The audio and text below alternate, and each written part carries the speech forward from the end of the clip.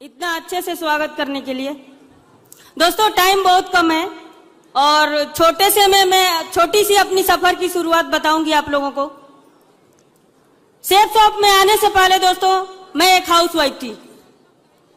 मेरे husband Indian army में है और मैं ये नहीं कहूंगी कि जिंदगी कंप्रोमाइज में कट रही थी, क्योंकि आप सभी को पता है इससे बाहर की दुनिया में सरकारी नौकरी एक बहुत बड़ा मायने रखता है। दोस्तों, हस्बैंड सरकारी नौकरी में और फादर इन लॉ भी सरकारी नौकरी में और मैं उनकी इकलौती बहू। ख्वाहिशें कहें तो सारी पूरी ही हो रही थी, लेकिन सोच नहीं थी हमारी इससे ज्यादा की। ये लगता था कि सरकारी नौकरी है, सैलरी आ रही है, कपड़ा, अच्छा घर, अच्छा खासा खाना मिल ही रहा है और बड़े सपने थे ही नहीं हमारे पास। दोस्तों, एक दिन ऐसा हुआ कि सेफ शॉप मेरी जिंदगी में आंधी की तरह आया और तूफान की तरह मैंने ज्वाइन कर लिया। दोस्तों, बिना कुछ सोचे समझे मैंने इसको ज्वाइन कर लिया। मैंने ये नहीं सोचा कि कैसे काम होगा, किसको ज्वाइन कराऊंगी। मैं एक हाउसवाइफ हूं, मैं तो किसी को नहीं जानती, मैंने कुछ भी नहीं सोचा। लेकिन दोस्तों, बोलते हैं ना कि जो कुछ भी मिलना होता है जिंदगी में वो मिल ही जाता है। सर, आज मुझे भी लोग बोलते हैं कि तुम्हारी किस्मत बहुत अच्छी थी और मैं वाकई बताती हूँ आप लोगों को कि मेरी किस्मत सचमुच बहुत अच्छी थी, क्योंकि अगर ये अपॉर्चुनिटी मेरी जिंदगी में आई तो मेरी किस्मत से ही आई। बाहर ऐसे बहुत सारे लोग घूम रहे हैं जिनको प्लान ही नहीं मिल रहा है कि वो ज्वाइन करेंगे। दोस्तों, आप सोच के देखिए, मैंने अपने सफर की शुरुआत की और छोटे से बच्चा, मैंने ये भी नहीं सोचा कि मेरे पास एक छोटा सा बच्चा है, मैं कैसे उसको संभालूंगी और बाहर जाऊंगी, कैसे काम करूंगी। मैंने बिना कुछ सोचे समझे ज्वाइन किया था दोस्तों। लेकिन जब मैंने इस सफर की शुरुआत की, मैंने प्लान दिखाना शुरू किया, फॉलोअप करना शुरू किया, बच्चे को संभाल के, बच्चे को लेके ही मैं प्लान और फॉलोअप करने जाती थी। दोस्तों, जो हमारे गेस्ट होते थे उन्हीं के घर पे सुला देती थी और उसके बाद सेल भी निकाल के ले आती थी।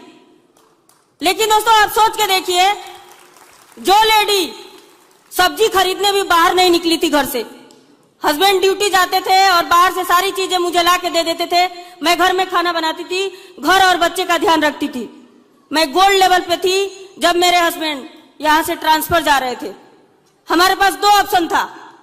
मैं जब से मेरी शादी हुई थी 7-8 शहरों में घूम चुकी हूँ उनके साथ। जहां जहां ट्रांसफर होता था हम अपना बोरिया बिस्तर उठाते थे और चल देते थे। लेकिन हमने फैसला किया एक छोटे से लेवल पर ही कि मैं अब आपके साथ नहीं जाऊंगी।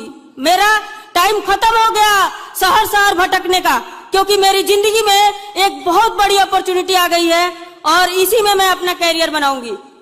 दोस्तों, हस्बैंड ट्रांसफर किसी और शहर चले गए और मैं अकेले दिल्ली शहर में अपने बच्चों को संभालते हुए, घर को संभालते हुए, उसका स्कूल देखते हुए और अपने टीम को टाइम दी। दोस्तों, लोग बोलते हैं कि कामयाबी इतनी आसानी से नहीं मिलती है, कुर्बानियां देनी पड़ती है। मैंने भी दी है, लेकिन इस दौरान मुझे हजारों लोगों ने मना किया। मुझे बहुत सारे लोगों ने बोला कि कंपनी नहीं रहेगी, नहीं चलेगी, भाग जाएगी, लेकिन एक पल के लिए भी मुझे डाउट नहीं हुआ। आज मेरे ही साथ मेरे लेवल पे मेरा एक डाउनलाइन संदीप कुमार, जो रांची से रूबी लेवल का प्रमोशन लिए हैं, इनको अच्छे से याद है। जब मैं इनका सेल ले रही थी, जब मैं इनकी ज्वाइनिंग करवा रही थी, मैंने इनको कहा कि संदीप, मैं भी गोरखपुर की हूं और आप भी गोरखपुर के, आप मेरे पे बिलीव करो और ज्वाइन करो। संदीप अपने मैनेजर को बताए थे, वर्लपुल में जॉब करते थे। इनके साथ साथ पेमेंट लेके आए और साथ साथ मैनेजर भी पीछे पीछे आया था और मेरे सामने ही बोल रहा था कि संदीप 8,000 फंस जाएंगे, तेरे 1 महीने की सैलरी है, सोच ले, इस लेडी पे भरोसा मत कर, ये देखने में हिटलर लग रही है। मैंने बोला कि हिटलर ही हूं, क्योंकि स्कूल और कॉलेज में जिन लड़कियों के ग्रुप को मैं हैंडल करती थी, जिन दोस्तों के साथ मैं रहती थी, उस ग्रुप को कोई भी लड़का आंख उठा के नहीं देखता था दोस्तों। और वहां भी सारे लोग बोलते थे कि इनको लीड करने वाली एक हिटलर है जो आंधी की तरह आती है। तो सिर्फ आंधी नहीं, तूफान हूं मैं। संदीप भी इतना कॉन्फिडेंस में था मेरे साथ साथ, वो बोला कि छोड़ो मैनेजर साहब, जाएगा तो 8,000 ना, जाने दो। मैंने बोला संदीप, इसके जैसे ना 10 मैनेजर खरीद सकता है। और आज संदीप गवाह है इस बात का कि इसके मैनेजर की जितनी सैलरी होगी उससे 20 मैनेजर की सैलरी होगी, उतना संदीप आज कमाता है। और कब का छोड़ चुका है वो पीछे। दोस्तों, प्रेम कुमार आज एमराल्ड का प्रमोशन लेंगे मेरी टीम से। जब मैं प्रेम को ज्वाइन करा रही थी तो बहुत सारे लोगों ने बोला कि ये छोटा सा लड़का ये कुछ नहीं कर पाएगा। मैंने बोला ये कुछ करेगा नहीं, ये डायमंड बनेगा। आप लोगों को पता ही नहीं है, हर एक एसोसिएट जिनमें मैं अपना डायमंड देखती हूं, और आज वो एमराल्ड का प्रमोशन लेने वाला है। दोस्तों, आप लोग खुद देखोगे। और एक शानदार लीडर है, एक शानदार ट्रेनर है। दोस्तों, बात कहूं तो इतना विश्वास था मुझे, आज भी है, हमेशा रहेगा।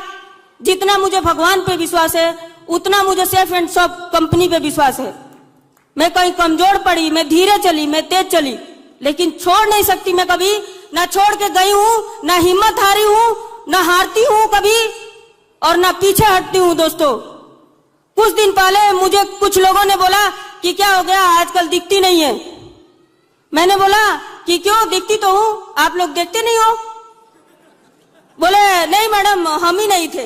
मैंने बोला तो वही बताओ ना, शेर के पैर में कांटे चुभ जाएंगे तो अब कुत्ते राज करेंगे क्या? दोस्तों, इस सफर के दौरान मुझे एक पल को भी शक नहीं हुआ।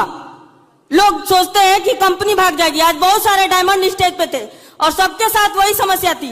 लोग बोलते हैं कंपनी भाग जाएगी, चेक नहीं देगी, कुछ चेक देगी उसके बाद नहीं देगी, कुछ प्रोडक्ट हैं, कुछ प्रोडक्ट सस्ते हो गए हैं, कुछ बहुत महंगे हैं, कौन लेगा।